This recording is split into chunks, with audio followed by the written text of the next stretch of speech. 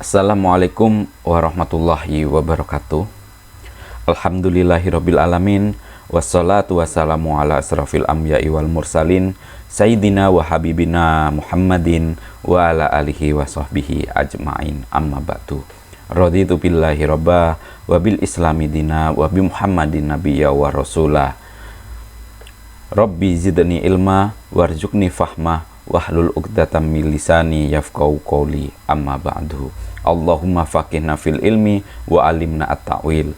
Syukur alhamdulillah, sore ini kita bertemu dalam mata kuliah interaksi manusia dan komputer, dan materi pembahasan kita hari ini adalah membahas tentang memahami prinsip pada desain interface atau antarmuka dan layar yang baik, seperti itu. Kemudian kita akan berlanjut, apa sih tujuan dalam mengikuti mata perkuliahan ini? Tentunya tujuan dalam mengikuti mata kuliah ini adalah bukan lain, yang pertama memahami prinsip desain interaksi, dan yang kedua adalah menerapkan prinsip desain interaksi dalam merancang antarmuka perangkat lunak untuk menghasilkan antarmuka perangkat lunak yang baik. Kenapa sih desain antarmuka perangkat lunak ini menjadi suatu topik yang perlu kita bahas dalam perkuliahan kita hari ini? Yang pertama, karena desain interface atau antarmuka perangkat lunak ini sangat mencerminkan kemampuan, kebutuhan, dan tugas para penggunanya. Yang kedua adalah dikembangkan dalam batasan fisik yang dikenakan oleh perangkat keras yang ditampilkan. Yang ketiga adalah memanfaatkan kemampuan perangkat lunak pengendali secara efektif dan mencapai tujuan bisnis dari sistem yang dirancang. Teman-teman pasti tahu, ketika teman-teman dihadapkan dengan suatu sistem atau sistem informasi akademik pada kampus misalnya, di situ teman-teman akan menyadari betapa pentingnya suatu sistem informasi itu dibikin dengan desain sistem informasi yang mudah, kemudian dia memberikan informasi yang relevan dan ditampilkan dengan cukup interaktif. Itu adalah menjadi goal tersendiri bagi pengembangnya, dan tentunya teman-teman juga bisa menikmati hal tersebut dan merasa nyaman dalam menggunakan suatu sistem informasi. Sama dengan halnya game yang teman-teman butuhkan atau teman-teman mainkan untuk memenuhi kebutuhan, mungkin kebutuhan ini ya, ketika teman-teman bosan dan yang lain sebagainya, itu dia akan membawa daya tarik sendiri, dia akan membawa desain, membawa suatu lingkungan, membawa suatu dunia tersendiri bagi teman-teman, dan disitulah kemampuan, kebutuhan, dan tugas teman-teman itu akan dikendalikan secara penuh oleh game tersebut. Misalkan aja kita main game point blank kayak gitu. Nah, di situ kita bertindak seakan-akan apakah kita menjadi polisi atau menjadi suatu buronan. Kita akan semakin menjiwai dan kita akan membidik semua target sesuai dengan tujuan game itu dirancang. Pertimbangan manusia pada antarmuka dan layar desain. Yang pertama, cara mencegah timbul masalah dari pengguna. Semua gangguan dan hal yang menyebabkan putus asa harus dihilangkan dalam desain. Jadi ketika teman-teman bermain dengan game itu, apakah teman-teman akan menjadi semakin stres? Apakah akan menimbulkan banyak masalah? Atau jangan-jangan HP-nya malah dihancurkan? Nah, itu adalah goal tersendiri. Jadi tentunya ketika game itu diciptakan, maka idealnya game itu akan memberikan suatu kenyamanan, memberikan suatu rasa, mengusir kebosanan dan yang lain sebagainya. Tetapi beda kalau game misalnya diciptakan oleh Cak Lontong ya. Jadi game itu akan membuat semakin stres kayak gitu. Jadi itulah pertimbangan mengapa desain itu diciptakan. Kemudian apa yang pengguna inginkan? Pengguna menginginkan antarmuka yang memiliki kesederhanaan, kejelasan, dan mudah dimengerti. Nah, tentunya faktor ini yang menjadi landasan utama kenapa sekarang ini anak umur 2 tahun bisa memainkan game dengan baik. Bahkan mereka mengalahkan orang tuanya karena mereka atau game ini diciptakan untuk memenuhi keinginan penggunanya dan menunya sangat sederhana, jelas, serta sangat mudah dimengerti. Padahal si anak umur 2 tahun ini belum bisa ngomong, tetapi dia sudah bisa main game. Dia belum bisa membaca, tetapi sudah bisa main game. Itulah dampak daripada sebuah desain dalam suatu game atau perangkat lunak lainnya. Kemudian yang ketiga adalah apa yang pengguna lakukan ketika berinteraksi dengan komputer. Pengguna itu biasanya mengidentifikasi tugas yang harus dilakukan atau kebutuhan yang harus dicapai. Nah ini, jadi ketika kita main game, misalnya ternyata game itu hanya adalah game untuk mengambil poin sebanyak-banyaknya, maka tugas kita adalah memenangkan game itu dan membawa pulang poin, kayak gitu misalnya. Kemudian berikutnya adalah memutuskan bagaimana tugas akan diselesaikan atau kebutuhan terpenuhi. Nah, katakan kita menggunakan game domino, kita harus tahu bagaimana aturan daripada permainan itu. Misalnya kita harus menang itu, kita harus jalannya game kita harus tidak bisa ditebak oleh lawan misalnya. Nah, itu harus kita mengerti. Kemudian yang ketiga adalah memanipulasi kontrol pada komputer. Ketika game itu diciptakan, misalnya dari komputer kita yang belum touchscreen, kemudian dirubahlah menjadi HP, handphone, gadget, dan gadgetnya itu statusnya touchscreen, maka semua langkah yang ada dalam penciptaan game itu akan memanipulasi semua kontrol pada komputer yang kita gunakan agar bisa digunakan pada suatu game atau pada suatu perangkat yang kita targetkan nantinya. Berikutnya adalah mengumpulkan data yang diperlukan sambil menyaring data atau konten yang tidak bermakna. Jadi ketika kita mendesain suatu game atau sistem informasi atau media pembelajaran, itu jangan lupakan pentingnya mengumpulkan data dan konten-konten yang sangat relevan dengan apa yang akan kita buat. Karena apa? Karena semakin banyak literasi yang kita baca, semakin banyak antarmuka yang kita lihat, itu akan membawa diri kita itu berimajinasi semakin tinggi dan menghasilkan suatu karya yang sangat baik. Yang terakhir adalah memberikan penilaian yang menghasilkan keputusan yang relevan dengan tugas atau kebutuhan. Nah, di sini dari kesemuanya yang akan kita lakukan tadi, mulai dari mengumpulkan informasi, kemudian memanipulasi kontrol, kemudian kita mengetahui alur dalam menyelesaikan suatu game, kemudian kita mengetahui tugas kita untuk memenangkan game, maka kita menghasilkan sebuah keputusan yang sangat relevan terhadap suatu desain yang akan kita terapkan. Tujuan daripada desain antarmuka atau interface yang pertama adalah mengurangi kerja visual. Jadi kalau memang desainnya itu bagus, orang itu dengan melihat tampilan sekali lihat, dia akan tahu fungsinya.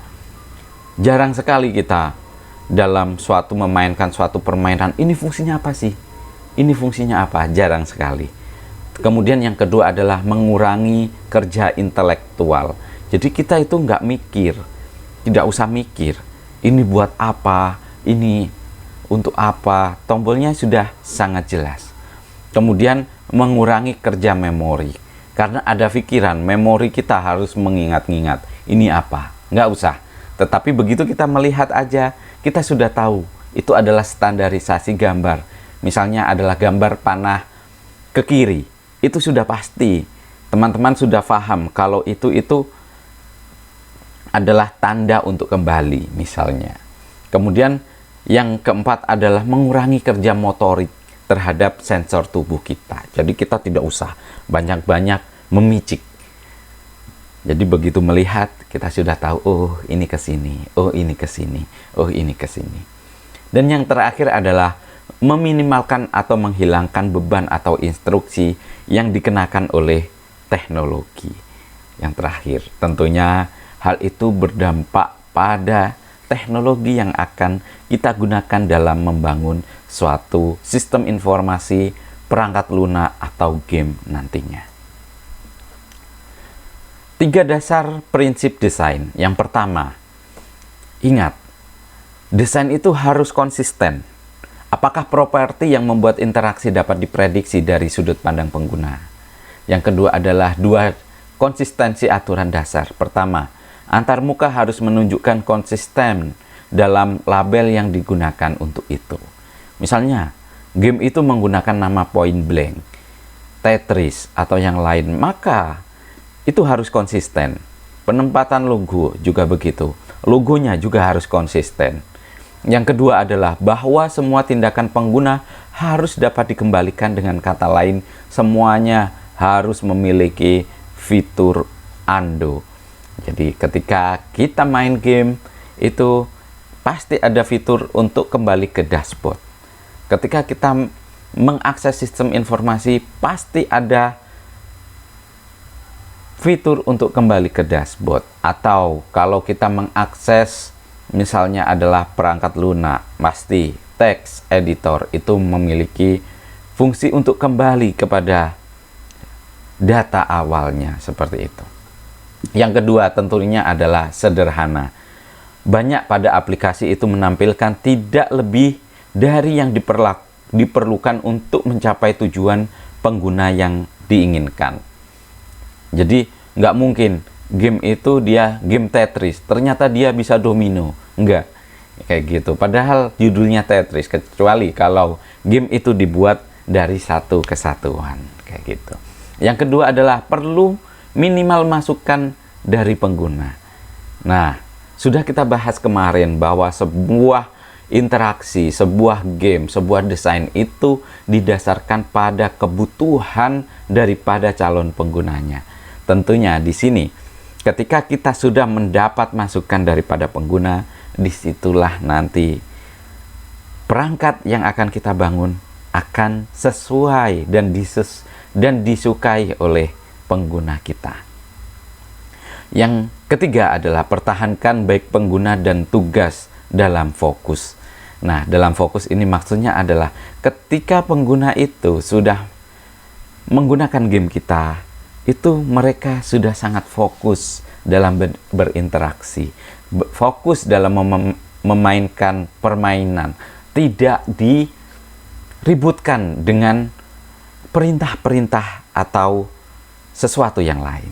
Kemudian yang keempat adalah buatlah konsep-konsep penting yang sangat jelas. Tentunya hal ini mungkin konsep permainannya seperti apa, nanti algoritmanya seperti apa, dan yang lain sebagainya. Kemudian gunakan representasi visual dengan manipulasi langsung jika memungkinkan. Nah, biasanya ini dia atau game ini dia membuat misalnya menang, dia akan menampilkan grafik yang sangat bagus. Misalnya kalau kita kalah, dia akan menampilkan emo sedih dan yang lain sebagainya. Kejelasan penting untuk mencapai kesederhanaan representasi informasi, organisasi, penamaan kontrol antarmuka, arul kontrol, perilaku dinamis, dan tata letak layar. Semua itu harus kita deskripsikan dengan baik, mulai dari informasi penggunaan game, organisasi, dan penamaan kontrol antarmuka. Jadi tombolnya ini untuk apa, kemudian alur gamenya seperti apa, dan yang terakhir adalah tata letaknya daripada sebuah desain kita harus kita terapkan dengan sebaik-baiknya. Kemudian prinsip basic atau prinsip yang ketiga adalah konteks. Konteks ini mengacu pada kemampuan bahwa interaksi akan muncul sebagai urutan yang dapat diidentifikasi dan tampilan antarmuka yang berbeda. Visibilitas kontekstual dapat dimasukkan ke dalam interaksi dengan 3 alat utama. Apa sih alat utama itu? Yang pertama adalah konsep WYSIWYG.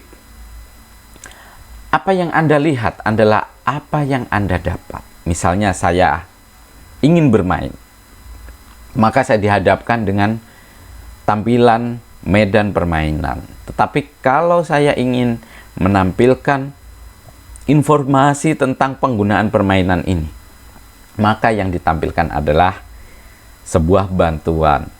Kemudian yang kedua adalah properties. Setiap objek visual memiliki berbagai atribut, ukuran, bentuk, warna, dan parameter lainnya yang dapat dikontrol oleh pengguna. Informasi properti ini muncul di layar dalam kotak properti. Jadi ketika pertama tadi kita sudah mendapatkan apa yang akan kita lakukan, kemudian ditampilkan properties. Jadi dia sudah sesuai dengan fungsinya, tugasnya. Kalau kita biasanya kalau di awal game itu kita mulai game, kemudian level game, kemudian petunjuk penggunaan, kemudian exit. Itu adalah properties. Kemudian yang terakhir adalah dialog. Kapanpun sejumlah kecil informasi, teks, nomor opsi, ya atau tidak harus diminta dari pengguna. Gunakan variasi kecil pada tampilan antarmuka yang dikenal sebagai kotak dialog untuk menghilangkan ketika input tercapai. Jadi ketika kita mau keluar dari game, itu pasti ada apakah Anda mau keluar, seperti itu. Itu adalah contoh sederhana daripada dialog yang disampaikan oleh game kepada kita. Dan banyak prinsip lain yang lebih canggih dari Schneiderman MyHow IBM. Jadi ada beberapa prinsip yang lain yang sangat-sangat canggih yang diterangkan oleh Schneiderman, MyHow, dan IBM. Nanti teman-teman silahkan untuk mencari prinsip-prinsip itu. Seperti apa? Agar tergambar bagaimana sih cara mendesain suatu interaksi pada suatu game atau suatu sistem informasi atau pada suatu media pembelajaran yang lain. Garis besar desain user interface. Banyak pedoman mengacu pada layar berbasis karakter, tetapi mencakup banyak pedoman untuk GUI. Pedoman dapat dibagi menjadi 6 bagian yang masih berlaku sampai hari ini. Yang pertama, ingat, pasti ada entry data. Teman-teman memasukkan data, siapa user, siapa nama Anda.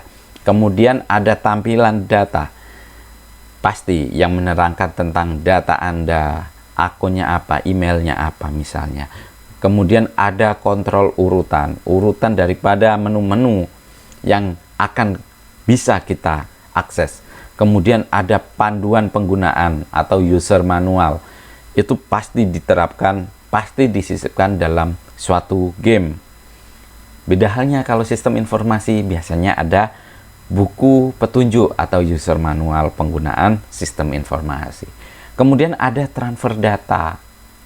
Teman-teman kalau mengisi KRS pasti memprogramnya, diketik, pasti nanti dia berubah di sana. Sama dengan game, pasti nanti ketika teman-teman kalah, maka poin teman-teman akan diambil oleh server mereka. Tetapi kalau teman-teman menang, teman-teman berhak mendapatkan poin dari pengguna yang lain dan dikirim dari server mereka. Kemudian ada perlindungan data. Perlindungan data inilah yang menjadi topik utama selama penciptaan sebuah perangkat lunak atau sistem informasi atau game. Karena apa? Data konsumen itu harus dilindungi. Kalian jangan membuka data itu secara bebas, karena itu sangat-sangat berbahaya.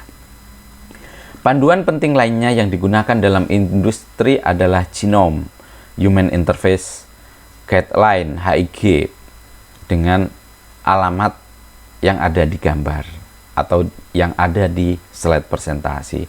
Juga pedoman lain yang telah disampaikan pada pertemuan sebelumnya. Itu tadi prinsip dasar dalam pembuatan user interface. Silahkan nanti kalau teman-teman ingin memperbanyak literasi tentang bagaimana membuat interface yang bagus, silahkan mengakses berbagai macam referensi yang teman-teman akses sekarang ini. Sangat mudah ketika kita mau mengakses sesuatu, karena internet sudah semakin banyak dan penyimpanan cloud sudah semakin besar. Itu aja yang bisa saya sampaikan. Mohon maaf kalau ada salah, dan mohon rela mungkin kalau ada kesalahan dalam penyampaian dalam kata-kata saya. Itu adalah murni dari saya, dan ketika apa yang saya sampaikan itu benar, maka itu murni dari Allah Subhanahu wa Ta'ala. Wabillahi taufiq wal hidayah. Wassalamualaikum warahmatullahi wabarakatuh.